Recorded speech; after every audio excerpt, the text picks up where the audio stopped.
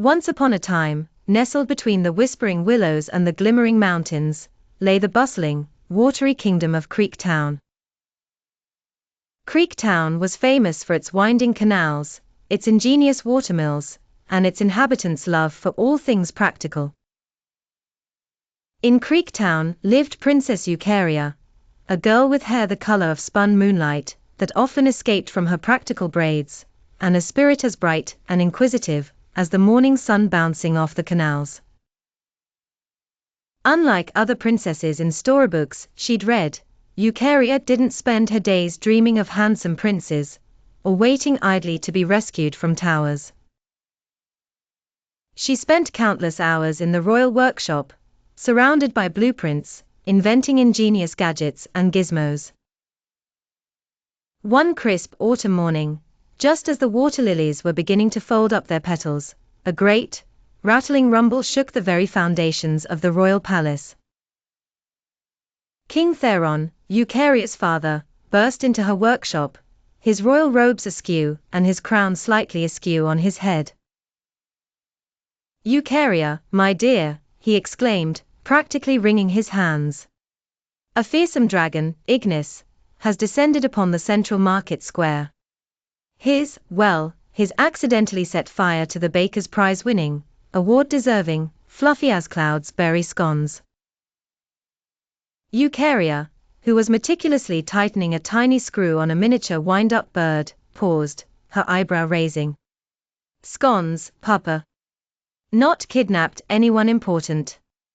No fiery declarations of conquest. Just scones." "Yes, my sweet, just the scones," the king sighed dramatically. "But that's not all. He's also managed to dislodge a colossal section of the old aqueduct, completely blocking the main water supply to the fire station. The baker's shop is smoking like a chimney, and we can't put out the fire.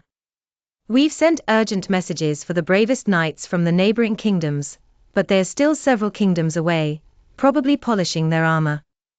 What are we to do, Eucharia, what are we to do?" Eucharia calmly pushed up her safety goggles, a thoughtful glint in her eyes. "Don't worry, Papa. Panic never fixed a leaky pipe, or UN burnt a scone. I've got an idea. A few, actually." She quickly began to gather her most essential tools, a heavy-duty wrench, a coil of her specially braided enchanted rope, stronger than steel, but light as air. A peculiar, gleaming contraption she'd been tinkering with, the Cloud Puffer 5000, which hummed with a soft, promising whir, and a satchel of emergency sealant. King Theron watched, utterly bewildered, as Eucharia, instead of even glancing at a sparkly gown, or a delicate tiara, donned her sturdy, mud-resistant boots, her practical leather apron with many pockets, and clipped her hair back firmly. Eucharia arrived at the bustling central market square. The scene was exactly as her father had described. True to the king's word, a truly magnificent dragon, Ignis, the color of sunset rubies with scales that shimmered like polished copper, sat mournfully by the gaping hole in the aqueduct. "Why,